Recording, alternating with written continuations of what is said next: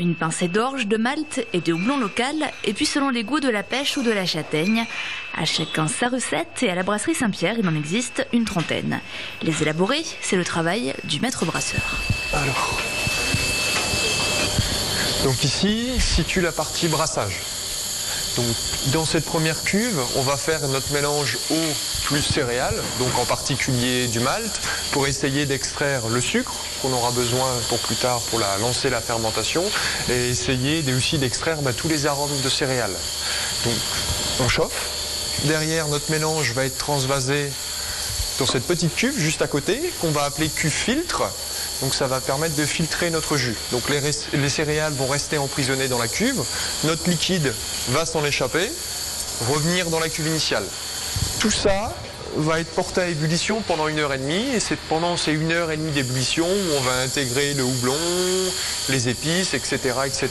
Donc on va faire une grosse infusion. Après 1h30, le mélange sera transvasé dans cette nouvelle cuve, juste derrière. En fait, c'est un gros décanteur.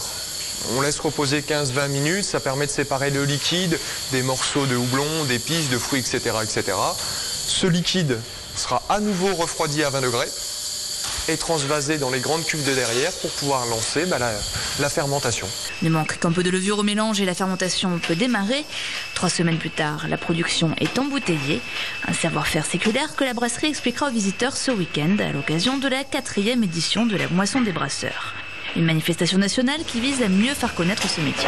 Il faut se lancer là-dedans par passion, parce qu'on aime le produit, fabriquer de la bière, donc ça regroupe vraiment tous les aspects ici dans cette brasserie artisanale.